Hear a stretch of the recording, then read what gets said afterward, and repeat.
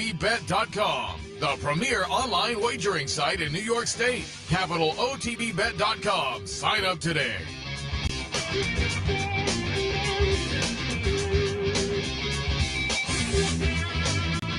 Good morning, ladies and gentlemen. Welcome to the Handicappers Report. Alongside Seth Merrow, I am Anthony Mormino. And on a day that the June 11th Belmont Stakes, I only think of one horse, and that's Seattle Slew. But the latest the Triple Crown can be played out was this year. Today's June 11th. The weather is supposed to be very nice down at Belmont Park. Beautiful day yesterday. Great day of racing today. It's just a great card. I will point out that I've said this many times before, Seth, to Naira's kudos, and obviously it was a different administration. I think next year, Seth, will be the 40th anniversary of Naira taking the lead on pushing multiple stakes races under the big card. 40 years? Wow. Yes. I wouldn't have guessed that. Yeah, the year before Swale won it, so that Swale won in 84. So in 83 they started having like 4 or 5 stakes races on the undercard. Then it evolved into stakes races Wednesday through Sunday. You know, you remember the old Genuine Risk Stakes, which was a high-level filly and mare sprint race. I think it only got up to grade 2, but it was a high-level filly and mare sprint. But I think it was in 83, and they named, I think one was the Tanya on the turf. I think that was a filly that had won the Belmont Stakes around 1906 or something. But they were the first one, because if you look at old programs from the Derby, the Preakness, or the Belmont, there's some claiming races. It was much different world. But Naira for one reason or another, Naira ushered in the idea of give them more. Yeah, I pulled up charts right around Derby time, I think it was. I was just curious, and again, I forget why I looked, but it wasn't that long ago that the Derby and all of went off at like 5 or 5:30. 5:20. 5:28. When ABC had horse racing, it would be part of their wide world of sports. It would come on at 4:30, go off at 6. And I bet if you look up the chart from the Derby, plus or minus 1 minute, and they had it timed out like television production people know, and Jim McKay could do his whole thing, and at 6 o'clock it'd be a wrap. But you're right; those days are. Yeah, the old wide world of sports. The question for us is: will the Derby be prime time? Before we start drooling on ourselves?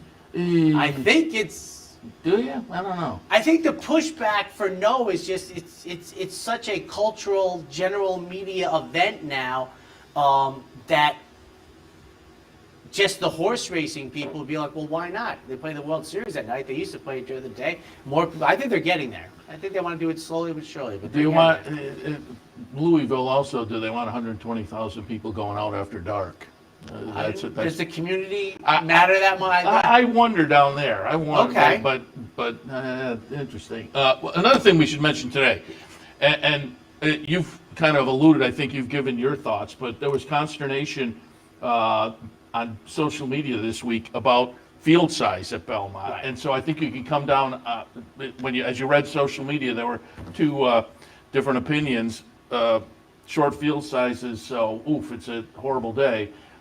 But the quality of the fields, and I think I'm more on the quality of the fields. And I think if you pick your spots today, I mean the Manhattan I think is wide open, and so if you play some of the horizontals, but I think it's just a clash of the titans in some of these races. And yeah, it's a short field in the Met, but Flake Line and Speaker's Corner, Latruska and the Phipps. I think overall it's as a fan, it's a great day of racing.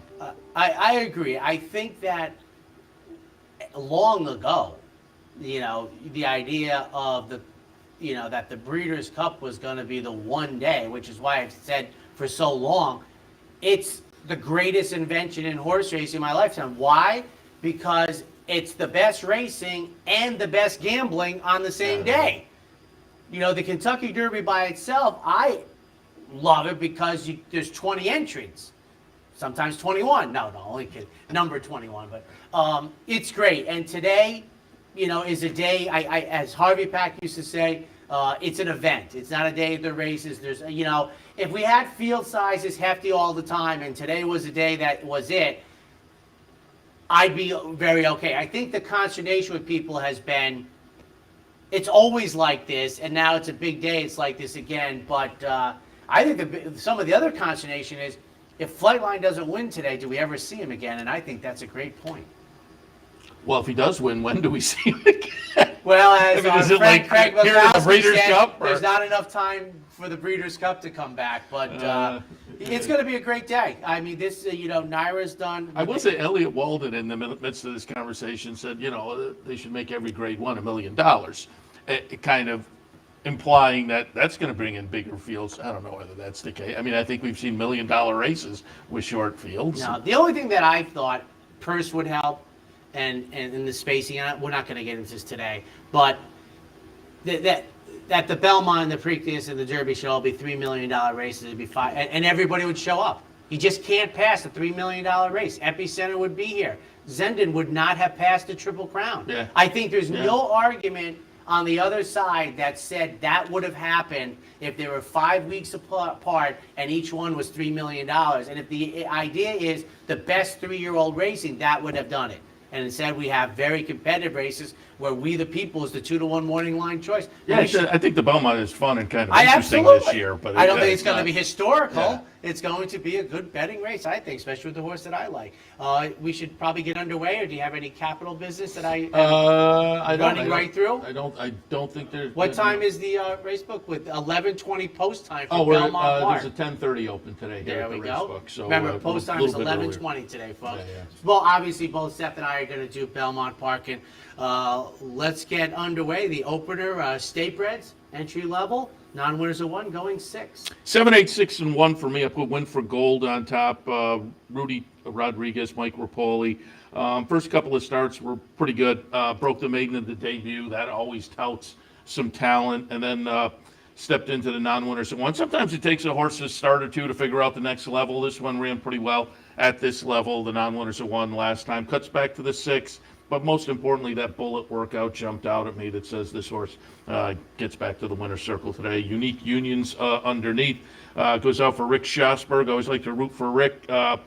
I'd say the seasonal debut, there was a start back in January, but late off January to April. And so the last start was in the New York Stallion. Ran a good second in there. So this horse is stakes placed already. So at this non-winners of one, gets back to a more proper level and going to be very competitive. And then tapping to bank in the 3rd spot. Broke the maiden last time in the seasonal debut for this one for Brad Cox. So seems to have come back as an improved 3-year-old. 7, 8, 6, and 1 for me.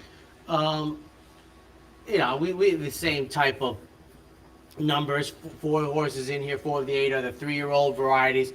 2/3 of them are in my trifecta. I just thought Unique Unions had a couple things going for him, and that was he's on the outside. He's getting Lasix for the first time. He's second off of a Seth Merrow January start. Has run in New York bred stakes races. I think this is a very good spot.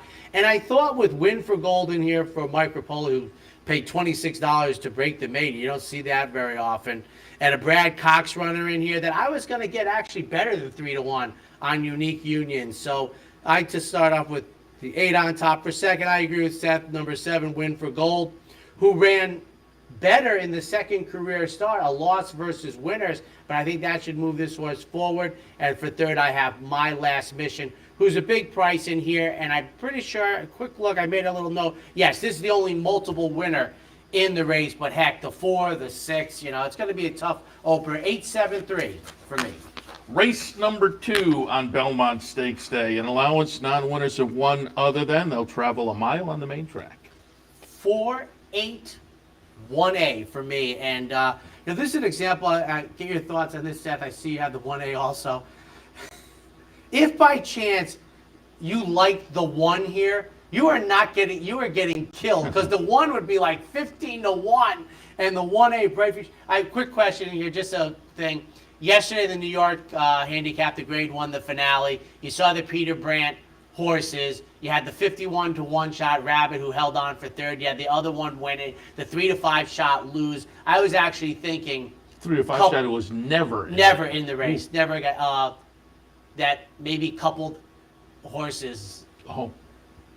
I thought that was not a good look, as I said right from the beginning of this whole streaking down the side idea with Bleecker Street. Yeah. I go, this is not good. I've but said right from the beginning of this idea, I get why they do it, and I'm not really arguing that strongly against it, but those situations, they just have to come up. I'm going to tell you what.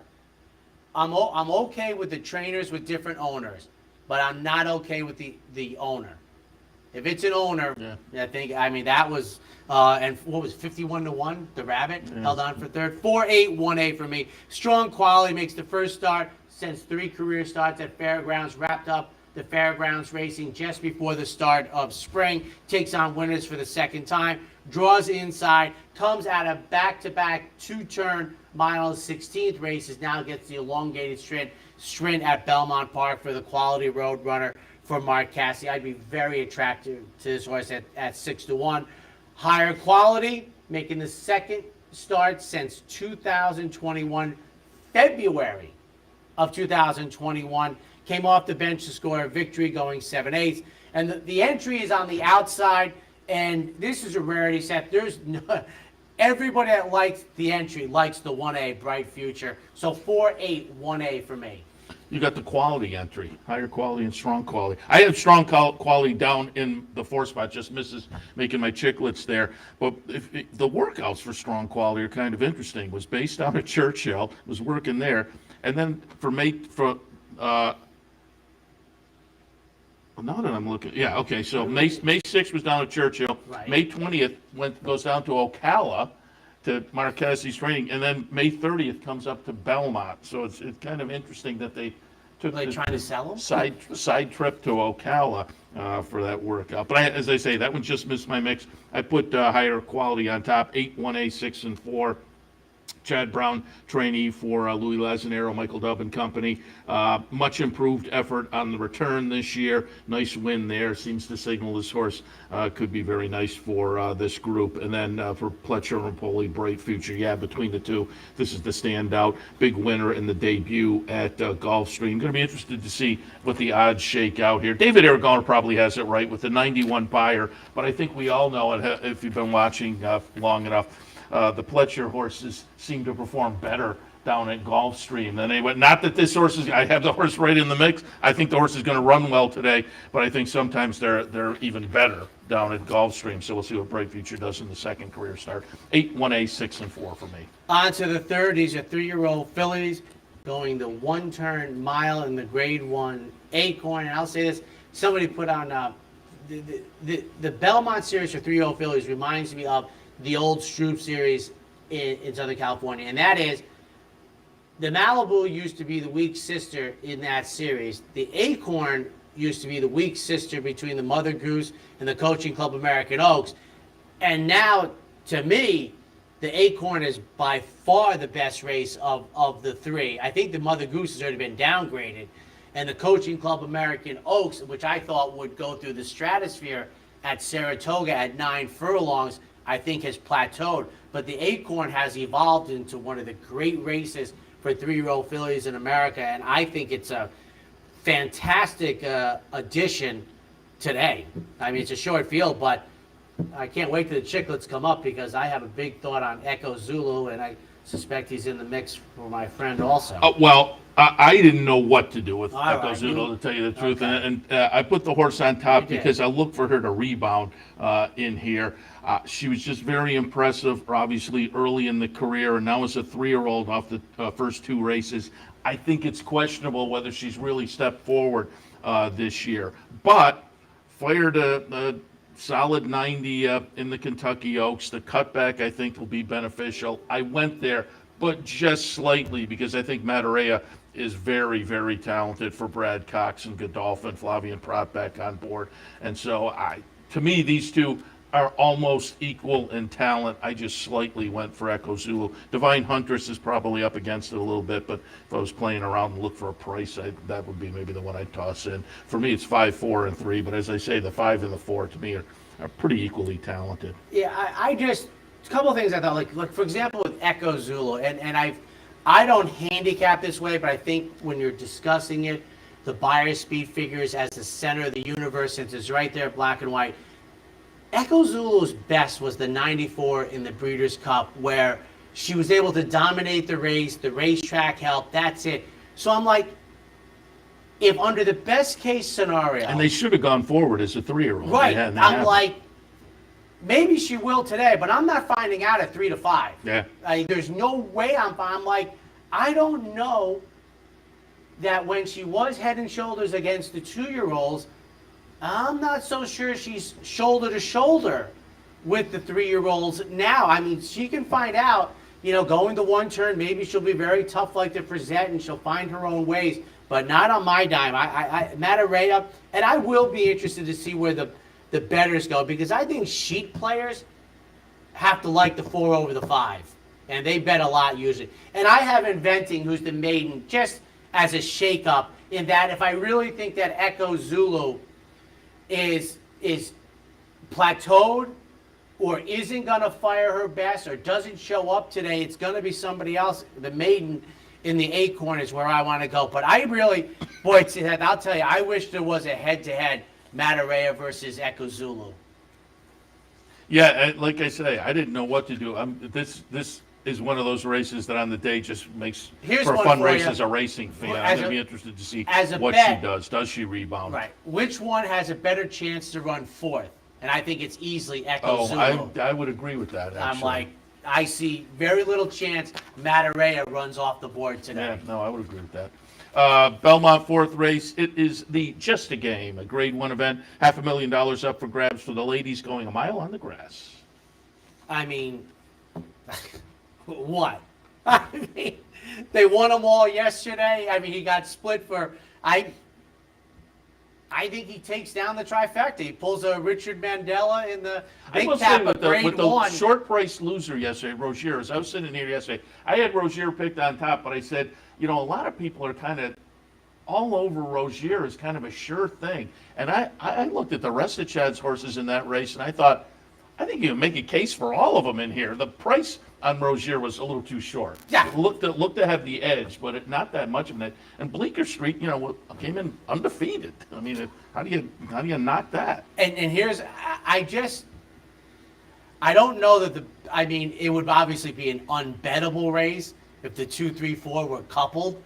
But, to me, what you saw in the final eighth of a mile of Speak of the Devil, what you would be betting against, and you see Mormino took the even money favorite, so something's up. She has to regress dramatically, because I'm not even so sure, Seth, she only ran for an eighth of a mile. So I don't know that she can bounce off of a 98 Buyer speed figure, which, by the way, you don't see triple digits from fillies and mares on the turf very often. Then you have Regal Glory coming out of the Jenny Wiley grade 1, and you have Ann Italian, who had no chance versus Speak of the Devil in the stretch. I just think Chad Brown and they have it surrounded, and I thought Speak of the Devil was as impressive first time United States as you can see, and I think this is the one what they paid like $2.2 million for, and then Rigor was one they paid like even more for. But this is interesting. Seth went for Regal Glory over, but it's a great showdown. Do you have the one? Yeah, I don't know how you get the 1 and the 5 in this mix, but if Speak of the Devil runs back to her last race, they're running for second for stable mix. I'm going to be interested to see where the betting public goes in this one, though. I think Regal, again, on buyers, which people focus into, that last one kind of stands out. Now, David Aragona has them right next to each other on the morning line, but I'll be interested to see where the betting public tilts. And off the Jenny Wiley, I tilted towards Regal Glory, Speak of the Devil in the second spot, and then in Italian. But once again, there will be a lot of green amongst the top 3. He might have taken 20 years off, Peter Brandt, but when he came back, serious intentions. My goodness. You see, yesterday, what do you have? He had a red cap was the winner. He had white cap, and then he had the regular cap, and I couldn't tell what the 4th cap was. But I told the story before. In the 1987 Breeders' Cup Juvenile, Wayne Lucas had 5 runners. One of them was Classic Crown, who I think might have been the favorite. That was the old neon pink and green silks, Chiefs Crown colors. Then Eugene Klein sent out 4. So he sent out a red cap, a white cap, a blue cap, and his San Diego Chargers cap. So we'll see what they go out in today. Speaking of caps, Red, white, and regular, I just realized the other day, it had taken me a long time to realize that. Maybe Tom Bellhouse texted me. I was in commenting one day when they were racing at Tampa, and I think it was a Klarovich, and I said, "Oh, it's funny. They must not have brought the cap over across state because he has a funny cap." And Bellhouse said, "Oh, the caps correspond to the saddlecloth, the numbers at Tampa." Yes. Which They used to do at Atlantic City, too. I did not realize that, and as soon as he said it, you're looking at it like, oh, yeah, of course. Well, I was in the other day, I just realized Presque Isle does it, too.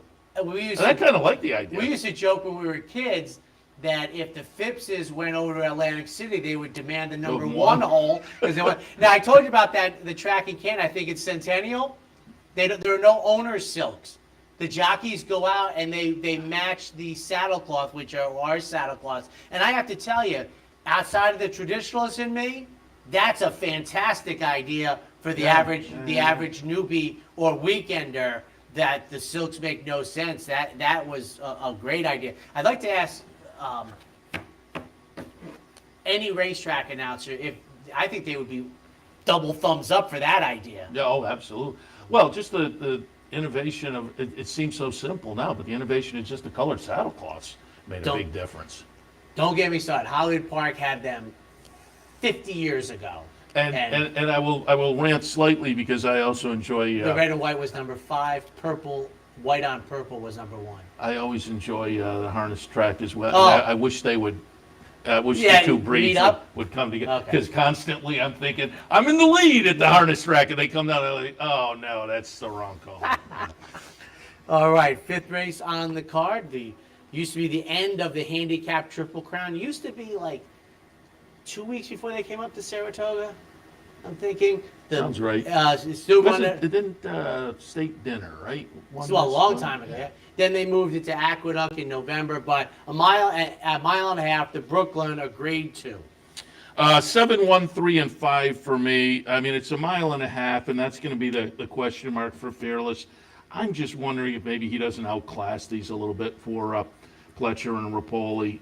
Won the Go Separate, Gulfstream, then went over and ran second in the Oaklawn Handicap, and it's just 12 exacta finishes in 15 career starts. As I say, I'm wondering if he just doesn't maybe have a little bit of a class edge on some of these that are a little more marathon pointed. Lone Rock being the notable there, the winner of this race last year, and this is clearly a very long-winded horse for Robertino Diodoro, who loves this distance, which is in American racing a little bit of an unusual distance. He's run it 6 times, won 5, run second once. Lone Rock, so he ran at this distance 4 races in a row. He has to be the first horse that's ever done that. He's about to do it 3 times in a row. Excuse me. So he is completely logical there. Warrant, the race 2 back to Santa Anita Handicap, close-up second with the triple digit, kind of stands out a little bit. First Constitution, mile and a half. We say it all the time, and so now I'm not sure it's as true because I hear other handicapping shows now jump on the bandwagon, but it seems maybe counterintuitive. That speed is better the longer they go because they lope along early. He may be the one that kind of steals it. And I see you have Max Player at the bottom of your mix, so I'll let you talk about him. Yeah. I didn't know what to do with him. I debated putting him on top. Wow. But I eventually left him off. I went 7, 1, 3, and 5. 2 quick things. Kudos. We got legitimate, very legitimate, maybe too hot a pace in the Belmont Gold Cup yesterday at 2 miles. They were like, and I've said this before about the teletimer. If you didn't have a teletimer and you were just watching them, you knew like, this is how it's supposed to be. And the other thing, how about no interval?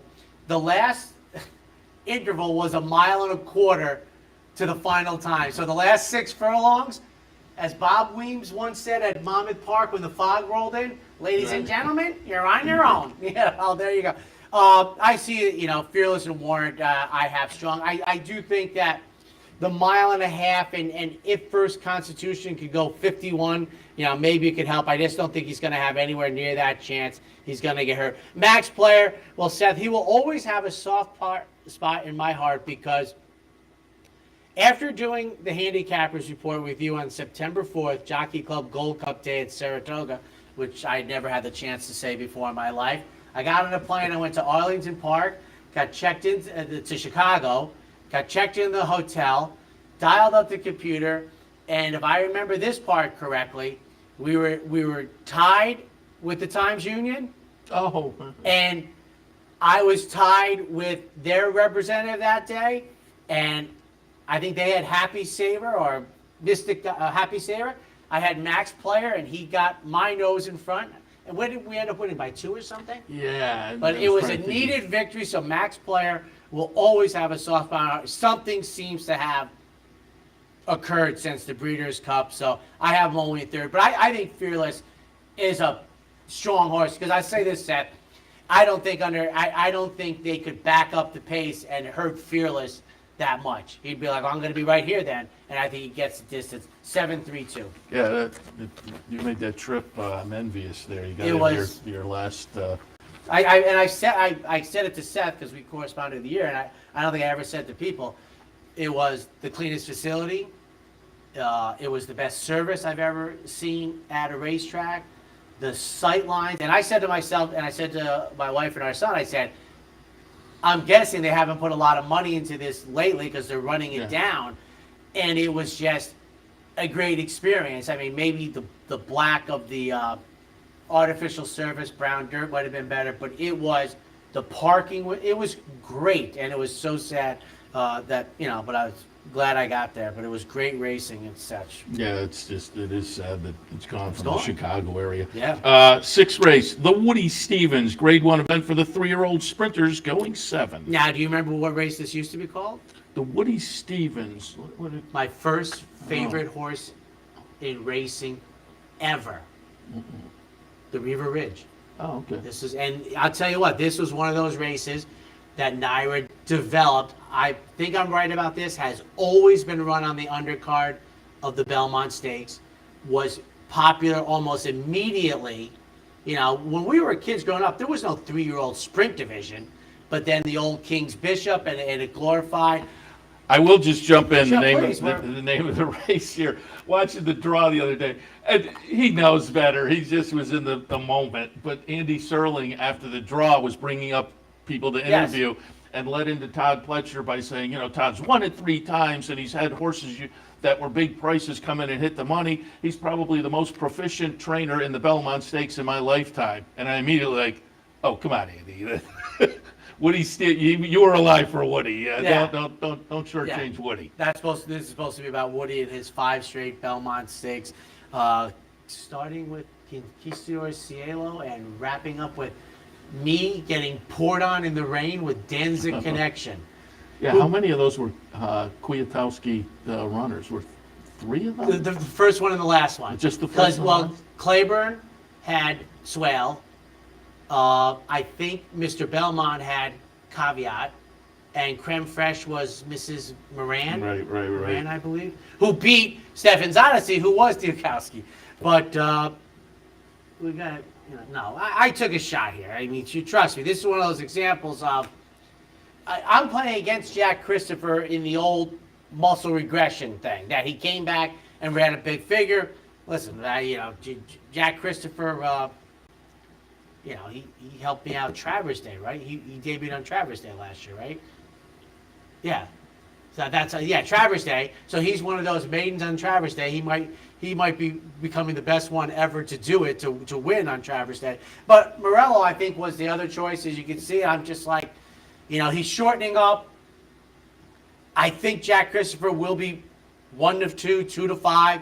He could be the real deal. He's by Munnings. He's shortening up to 7/8. I'm taking a shot against him, running his best race, and that Morello cuts back from the Wood Memorial, and it's his day today. But Jack Christopher is clearly the horse to beat, and I have Witt for third. Interesting, because obviously, where do they go with Jack Christopher if he That's runs what I big thought today? I thought exactly the same thing. Alan Jerkins? I mean, how long do you keep staying sprinting. Yeah, I with mean, this looking guy. at online at various people talking about the race this week, the races this weekend. A couple of people said Jack Christopher might be the best 3-year-old on the card. And so, yeah, do you keep him sprinting or do you? I mean, you would have to think People will forget that he was going to be the favorite in the Breeders' Cup Juvenile. I mean, that's where he was after that Champagne. I will also note, as you were talking, I was looking. The pick six kicks off in this race, so I'm guessing they're looking to keep the pick six. Interesting, focused on the stakes action because it's not going to the end of the program, obviously. So keep that in mind for your pick six player.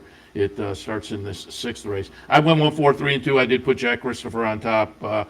It is going to be interesting to see if he continues to validate what we've seen so far. And as you say, if he does do that, where do they go next? That's going to be intriguing. Morello, I wasn't quite sure what to do with him off of the wood, but Steve Asmussen put him on the sidelines and now comes back on Belmont Stakes Day in the Woody Stevens. I don't know if the workouts are really giving you any indication one way or the other, but boy, the first 3 starts of the career just seemed like, yeah, he's got to be a player. What you used to say, bingo, bango, bongo. Bingo, bango, bongo.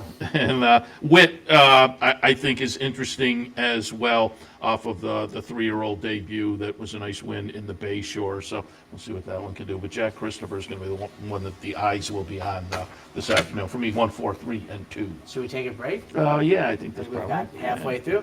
Take our first break. When we come back, the Ogden Phipps. I'm Seth Merrow, and as serious horse players, we know that information is critical when placing a bet. With live streaming of more than 30 tracks, race replays, free past performances, and daily picks from professional handicappers, no one gives you more up-to-the-minute information than Capital OTB. Combine that with the best player awards in New York State, and you have everything a serious horse player needs to be successful. Win more with Capital OTB. Winning starts here. Capital OTB is now streaming live on Roku. The RTN Racing channel on Roku lets you watch OTB TV live through your Roku device or your Amazon Fire Stick, rather than being limited to computers and mobile devices, which means you can now watch OTB live wherever you are. Simply open Roku, scroll to find the RTN channel, then click on OTB TV. OTB TV on Roku. Try it now. Birdstone is an outside front. They're coming down to the finish. Can Smarty Jones hold on? Here comes Birdstone. Birdstone surges past. Birdstone wins the Belmont Stakes. To the front, but here comes Hot Chaparral with the betting champ to take it to Harborough. These two arch rivals head to head with Joe Hart very dominant. It's going to be a 3-horse photo finish to the turn. Here's the wire. Photo finish. And welcome back, ladies and gentlemen, up to the 7th race, the Grade 1 Ogden Phipps, a mile and the 16th, named after one of the great men in the sport, and they always loved their fillies, their distaffers, and this is one of the best names for a race in America. And somebody asked if this was the best one ever, and I said to myself, well, I don't know. Beholder finished 4th, beating the lane. Beholder, who probably got every single vote for the Hall of Fame, ran off the board. I think that was the first time the Phipps was run. It's a million. I think it was a lot more than half a million dollars when she came east for that. But a terrific addition here, and no surprise, sort of in the same ballpark. I took a flyer.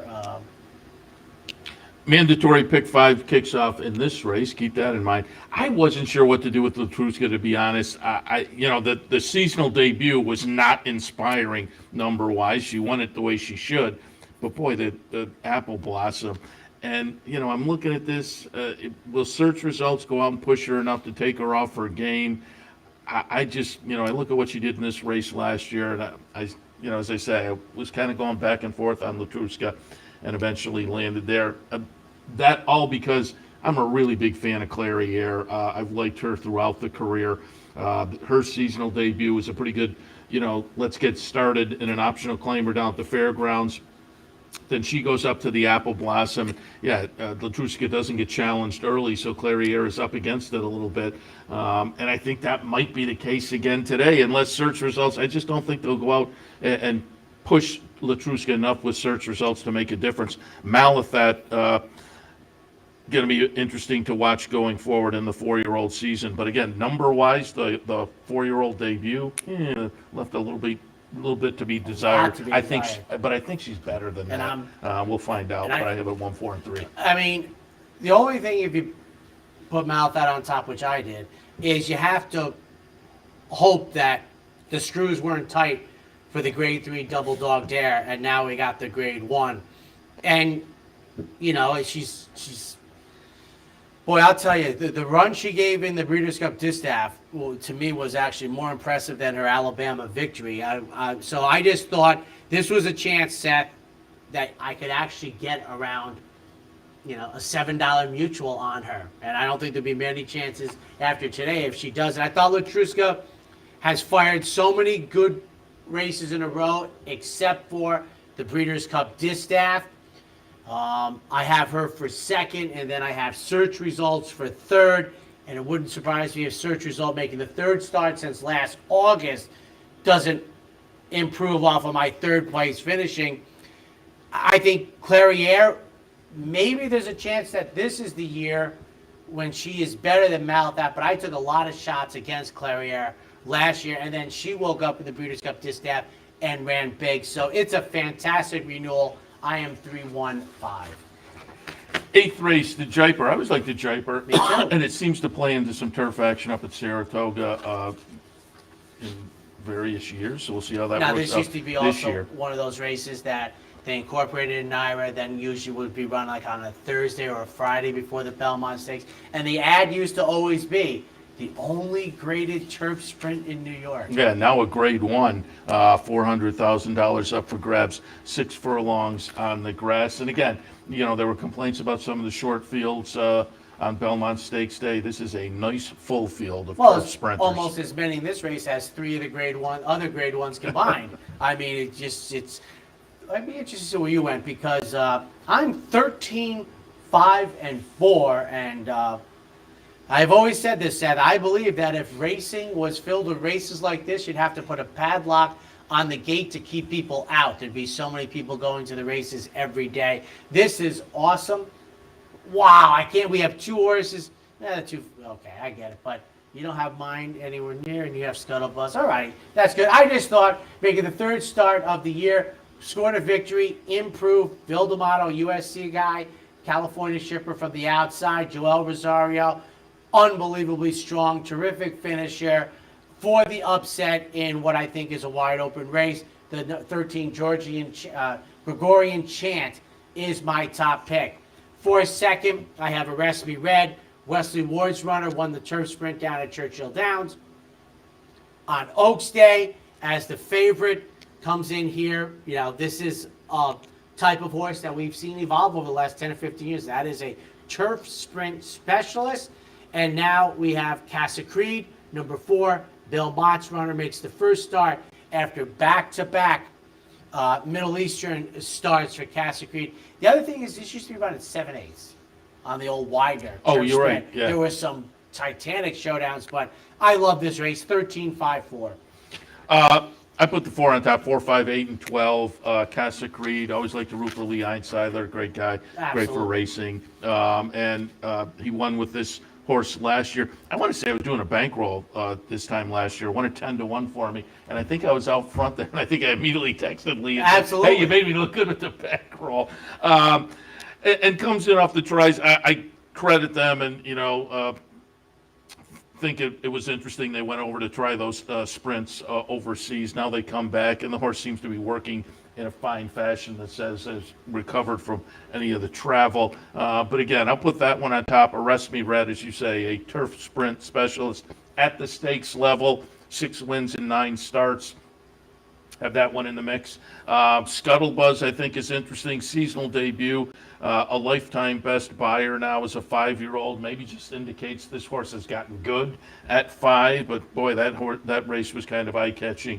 Gear Jockey, I think, could be a player as well at a little bit of a price on a best effort. If you look down the page, there are a couple that fit. But I could say that about another 4 or 5 in here, including your top pick. I think it is a great and a fun edition of the Jaipur, and it adds some betting fun to a day where a lot of people were kind of lamenting. Yeah. But for me, 4, 5, 8, and 12. And you just know the favorite will be down the road, and it'll squash. The ninth race on the card, I've said this before, the Met Mile and the Whitney are probably my two favorite races that don't have the Breeders' Cup associated with it. I love the Met Mile. Sometimes I'm chagrined that it's not on Memorial Day in its own place. Here it is. I think Palace Malice won it the first year that it moved over to the Belmont card from the number 1 hole. Might have also been his last W.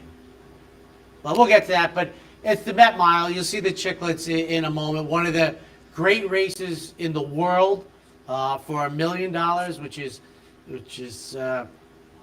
is worthy of, and you can see that our picks. So here it is. Have at it. Yeah, and again, this is one of those races that people are kind of wringing their hands over. Short field. I mean, you put up $1 million and you get 5 horses, but wow. I mean, we've been waiting for this for 2 months. Flightline versus Speaker's Corner. Flightline, who has proven to be an absolute freak, and Speaker's Corner, who has kind of developed into a freak. I wanted to go against Flightline because, it's hard after you've been in the game as long as I have and handicapping as long. It's hard to break those habits of you're coming back in a stiff Met Mile off a December layoff.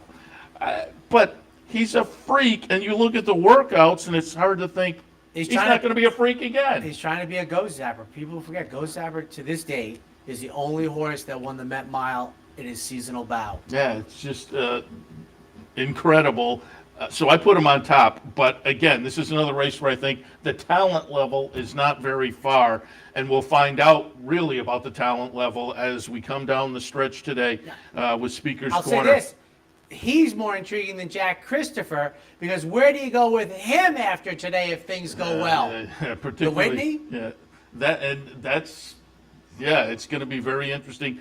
Particularly, There's no more mountains to conquer if you win the Met Mile and you're Flightline at one turn sprinting. Do you Everest? Well, and then the question mark also is he's California based, so does he go to the Whitney? It's just came here for this. Yeah, no I mean, question. Pacific Classic is 1.25 miles. Yeah. That's a big gap. You got the 1 1/8. I don't know. Better not be the Forgo, though. I'll say that if he wins today. So I put him slightly over Speaker's Corner because I think Speaker's Corner is just developed for Belmont. Getting weight from Speaker's Corner. Just which in the day that was something as people were wringing their hands this week. I thought, you know what would I think help make bigger fields in 2021 would be if there was still a valid handicap kind of concept going back to when I was a kid and there were real spreads. I think that brings more horses potentially into races, but we're never going there. The balance is Sadler's going to have to run them because it's $1 million. If people say, well, they won't run, I go, well, he's running for $1 million. If he wants to pass it because he got 128, well, that's fine, but good luck getting $1 million race. That's the balance, in my opinion. So again, I'm 1, 2, 3 with the two obvious, and I'm kind of looking for them to put on a show down the stretch. We'll see how that works out. But I want to hear your case for Happy Saver. There's no, beating the monsters. The case just is that there's to me, for the good of the sport and to see, I want to see Flightline pull a Frosted. That's what I want to see. I want to see, Flavien Prat going like this and being like, oh my goodness. Because it's great to talk about these horses later in life, but, if Flightline shows up, the race is over. I don't know how much, if the Carter for Speaker's Corner, the fig is accurate, okay. If it's a little inaccurate and Happy Saver can run a little better and Flightline doesn't run his race, I have the winner. I would take a head-to-head Happy Saver and Aloha West. I'll tell you that much. Maybe because I'm still upset with Aloha West beating me in the Breeders' Cup Sprint, literally right in front of me by a nose, beating my 3-year-old. But it's Flightline, whether he shows up or not, and you're going to find out at about 1 to 2. But it's the Met Mile, and I couldn't be happier. So go get them. Take a break. Should we take another one? Yeah, probably you're right. So. Yeah. Why don't we head to another break, and when we come back, we'll complete Belmont Stakes Day. Don't forget, coming up at 9 o'clock, Racing Across America, so stay tuned for that. I'll be joined by Jeremy Plant. Countdown to the Crown. We'll bring him in for the last Reader's leg Digest of version. the Triples round. Yeah, we're going to wrap up by 9:30 because the NYRA pregame show is going to start just about then. So, again, tune in top of the hour. Otherwise, we'll take a break. We'll be back in a few and complete our look at Belmont on Belmont Stakes Day. What if there was a way to become a better horse player, to have a better knowledge of the game, to be more successful? What if there were a way to take what you've learned, what you know, and make better decisions, better choices? In horse racing, knowledge is a powerful tool. Race results and replays, past performances and live streaming, wagering from all your digital devices. Capital OTB. Become a better horse player. Capital OTB is now streaming live on Roku. The RTN Racing channel on Roku lets you watch OTB TV live through your Roku device or your Amazon Fire Stick, rather than being limited to computers and mobile devices, which means you can now watch OTB live wherever you are. Simply open Roku, scroll to find the RTN channel, then click on OTB TV. OTB TV on Roku. Try it now.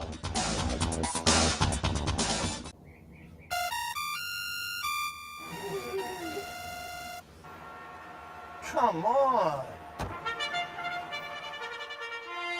I want sales reports on my desk by Monday. Oops. My bad. Love racing? RTN brings you every live simulcast on your home television, plus live video streaming and race replays on your PC and mobile devices. To order, visit rtn.tv. RTN, a breed apart. Welcome back to the Handicapper Sports. Seth Merrow and Anthony Mormino. We will continue our look at Belmont on Belmont Stakes Day with race number 10, the Manhattan. Another really good betting event. The Manhattan is a grade 1, $750,000, a mile and a quarter on the grass. I'm noticing a theme that the grade 1 turf races have 23 entrants, the two of them, and the grade 1 5 dirt races have 25. There's a theme here. And I think this is a terrific race. Just like the Jaipur, which is what we love in this sport. High-level competition, big fields, and we got it here. And are we similar? We are similar. I think Gufo is tough in here. I thought the Man of War was a matter of circumstances, losing that race, and it was the second start of the year. I love third race of the career. And I'll tell you, Declaration of War, who got off to a fast start, surprisingly, in the United States. Boy, he shows up in a lot of my stallion columns. He's an outstanding stallion. Third start since the Breeders' Cup. Won the Pan American. Lost the Man of War. Draws inside with Joel Rosario. He's my top pick. For second, Chad Brown's running number 4 with Flavien Prat. Third start. Hasn't won in the United States, but a big effort down at the fairgrounds. And for third, winning the Turf Classic last year, Rock Emperor. Rarely see this, Seth. Got an 18 Beyer speed figure at a turf race. I wonder if that's a Chad Brown record. Record low. But I think Rock Emperor loves the distance. He fits in this mix, and I have him for getting a small piece. Highland Chief wins at 19, comes back at 6. But 2, 4, 6. Yeah, I think you can make a case for just about anybody in here. But I went 2, 8, 9, and 5. I'm with Gufo as well. The seasonal debut looked good. Like you, I thought the Man of War was a good effort. Yeah. And I've had those top two switch flip-flop. Highland Chief won that one over Gufo. I have him second today. And Santon is interesting to me. Lightly raced runner for Brendan Walsh. I've been saying it if you watch the show in the afternoon. I've been saying it for, whatever, going back to Florida Derby weekend. Going back to that weekend, Brendan Walsh is on a little bit of a roll. And so everything he sends out, I take a little bit of a look at. So Santon in the mix, and I think in love for Pablo Lobo. Paulo Lobo is interesting as well, coming in off the Maker's Mile in the seasonal debut. Up against it there, but at a price could be a little bit interesting this afternoon. 2, 8, 9, and I 5. think Brendan Walsh had a huge debut winner down at Gulfstream Park, and I think for Godolphin. I think subsequently that horse has been lost in the wilderness. Oh, I'm well, gonna look that up. I mean, one of those ones that shake, rattles, and rolls the rafters, and then got lost. Okay, on to the 11th race. Classic in American racing, 3-year-olds, 1.5 miles, the Belmont Stakes, the oldest of the Triple Crown races. You know, I just don't think there's any real superstar in here, and so I'm going to play around a little bit. And I went 5, 6, 1, and 3. Creative Minister off the decent try in the Preakness, 4th career start, got a triple-digit buyer. You know, won on Derby weekend in an optional claimer, and then go right Derby into the day. Preakness. Derby card, undercard, early in the day. That race was about 11:15 in the morning. I think Ken McPeak had said, you know, the owners wanted to go on the Pat Day Mile, and he said, no, let's be a little more conservative. And they came out. After the Pat Day Mile, the owners looked over at Ken McPeak and went, yeah, good call. And so they wind up with the Preakness. And again, lightly raced and seems to be moving in the right direction. I think we'll get a little bit of a price. So I'll put that one on top. Mo Donegal, you know, I think that Wood was enough to think that Mo Donegal is going to take a lot of action on Saturday. And it's going to be interesting to see what happens between Mo Donegal and We the People. We the People with that triple-digit buyer is going to take a lot of attention, obviously. I'm just wondering if that triple-digit wasn't maybe helped by the sealed track in the Peter Pan. But if he runs back to that, he will be tough. And I think Nest, the filly, is a player in here. 6 starts, 4 wins, a second and a third. The Ashland was a very good-looking performance at Keeneland. Ran second to Secret Oath in the Kentucky Oaks. And just that Todd Pletcher has the confidence to try her, says that she'll be intriguing. But I'm going to take a little pop with. And I should mention that I am leaving him out of my mix, Rich Strike. I have talked to people over. I'm always intrigued to hear over the past week or so what people think of Rich Strike, because after the Derby, my thought was complete fluke. And, you know, I'll be surprised if he wins another major race. That said, working very well. He had that afternoon workout between the races. You could be staring at the 3-year-old champ at about 6:48 today. And given the works and, you know, the reports in the morning this week, I wouldn't be shocked. What are you going to be afraid of? I just can't. But again, that whole Kentucky Derby scenario just seems so freakish. I left him out. I'm 5, 6, 1, and 3. I think it's,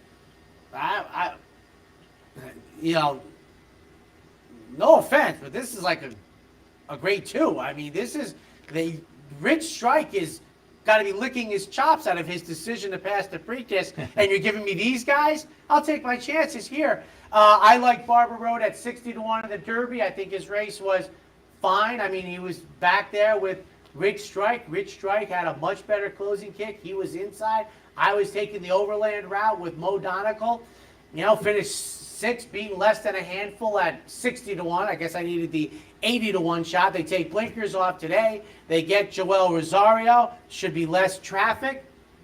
Good luck. I mean, I couldn't throw out anybody here. For second, I have Creative Minister, who I'm pretty sure I picked 3rd in the Preakness. I know I had simplification and early voting 1, 2. I think Creative Minister. I also think he's become like the buzz horse for this race, other than Rich Strike.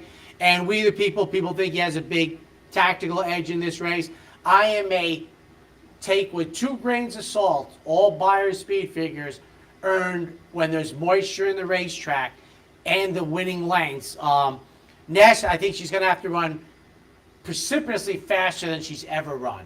I don't think the distance will be a problem. And Rich Strike, to me, honestly, he's the horse to beat. And no one thought that at about 6:30 on May 7th. I'll toss on another Rich Strike factor, though. Sonny Leone. He worked a horse yesterday and had a race on the grass. I think he's supposed to. I didn't see that. I think he's riding a horse in like the first or the second race today. But the 1.5 mile racetrack is different. Well, what they all say is when they get to the back turn, they always see a red and white pole, but it means 6 furlongs, and at Belmont, it means a mile. Now, they've talked about it for years. I hope like they have discussed this, etc., with the people. Oh, quick thing about this, I know a couple get out races, but I noticed yesterday in that Belmont Gold Cup race, putting up the fractional time, because you could see where the 1 mile marker is, so that meant they had run a mile. They had run very far past that before the mile time was posted. Because you can see it, it's right on the corner, it stares at you. It has the big, large black number 1 on it. So you knew they had run the mile. They got through the turn and they finally posted I think they went 137 and change for the first mile. I'm just going to give numbers for the 12th, maiden 75 mile on the grass. 10, 8, 12, Jimmy Jerkins runner, first time. What are they called? Necco wafers, right? Yeah. So 10, 8, 12 for me. I have it 7, 8, 4, and 9. Flokies Flight for Rudy off the claim I thought was interesting. And then Al's Rocket underneath. Cheeky Tico for Orlando Note I think could be interesting in a 15-1 morning line. 7, 8, 4, and 9. That train was 6 weeks ago. I don't know. I got him at a price. Was it yesterday? About 20 years ago, before turf strips became a thing, I think the get-out race when War Emblem lost, went to his knees and Sarava won. I think the get-out race might have been a 7 furlong turf sprint. We used to, and the reason I bring that up is they didn't run very many, but now we run a lot. And then we have a turf sprint for New York State Breds, Phillies, entry-level allowance going 6 on the inner. Expected to go off, hold your breath, 8:05 for those pulling into the parking lot at 10:30 for Belmont Stakes Day. 12, 6, 5, and 4 for me. Palace Gossip on top. Tony Dutrow, Flavian Prof, third start back. Nice improvement, start 1 to start 2. Fontana Frida in the second start of the season with Luis Saez on board for Jim Bond. 12, 6, 5, and 4. And I'm 6, 4, 3. I have Jimmy Bond on top. Seth has him on the bottom. 5-1 Luis Saez making the second start of the year, second time LASIK. So 6, 4, 3. What should be, it's going to be a great day. It has evolved. I would say the last 8 years or such, the 8 Corners become honestly one of the top 5 3-year-old filly races. The Met Mile is one of the great races. You have a classic in the Triple Crown. The Just a Game has become a premier middle distance filly turf. The Manhattan is, one of the great middle. It's just a great card of racing. And if you find your spots and there's a few upsets, you're going to get rewarded. Yeah, I mean, no question about it. There's no day like it until the Breeders' Cup. If you like big time racing, yes, we all wish there was more in here. They probably could in the handicap division could have put 128 on Flight Line and maybe have a 3-year-old getting in at 108 like Conquistador Cielo, But it's going to be a great day, and I think this is. I've said this before to Seth off the air. This is a day where the sport and the general media don't cross. We in the sport are really looking at Flight Line. And the network coverage is going to be looking at Rich Strike. And that's where the disconnect is. That we're like, you could be looking at the best horse in 10 years, and he'll be like running over the shoulder of Mike Tirico or somebody, and they'll be talking about Mo Donegal winning a Triple Crown race. That's why I think the great marketing disconnect is for the sport. Yeah, you're absolutely right, because my family, who is not into racing, may, after the race, comment on Rich Strike or something, but they will have no idea that the best horse ran 2 hours earlier or got upset. And it's a great day in racing. He stays, I go. Up next, Jeremy Plonk joins Seth for a 30-minute version of Racing Across America. Ladies and gentlemen, enjoy the final act of the Triple Crown for 2022.